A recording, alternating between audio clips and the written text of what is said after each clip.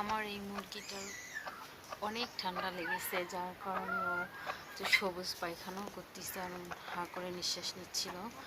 আমি ব্রঙ্কোভেটটা একটু খাওয়াই দিছিলাম, হাঁ করে আর নিঃশ্বাস নিচ্ছে না, কিন্তু অনেক সর্দি ঠান্ডা লাগছে।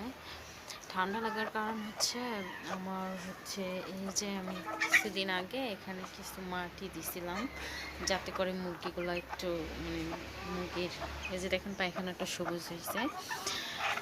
আর কি করছে, এই মাটিগুলোর কারণে মুরগিগুলো লাফালাফি করে এখান থেকে, আর এই বালুগুলা ওর নাকে মুখে, যার কারণে মুরগিটা অনেক ঠান্ডা লাগছে। আমি একটু পরে এগুলো পরিষ্কার করবো, একবারে আপনাদের দেখাবো।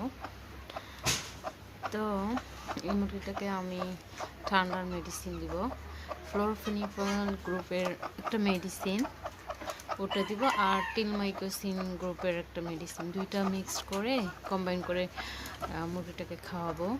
একটু পরে আমি আপনাদের দেখাবো। এই টিলমাইকোসিন গ্রুপের এই মেডিসিনটা আমি পাইছি, এই যেখানে জেনেটিক নাম এই যে এটা টিলমাইকোসিন জিকোটিন, এইটার হলো 2 ফোঁটা দিব। আর ফ্লোরফেনিকল গ্রুপের অ্যামফ্লোরভেট এই মেডিসিনটা, ফ্লোরফেনিকলের জেনেটিক নাম, আর অ্যামফ্লোরভেট আমি এটা পাইছি, এইটা দেব। দুইটা মিক্সড করে মুরগিটাকে খাওয়াই দেবো, দেখি ইনশাল্লাহ আল্লাহর কাছে আশা করছি ভালো হয়ে যাবে।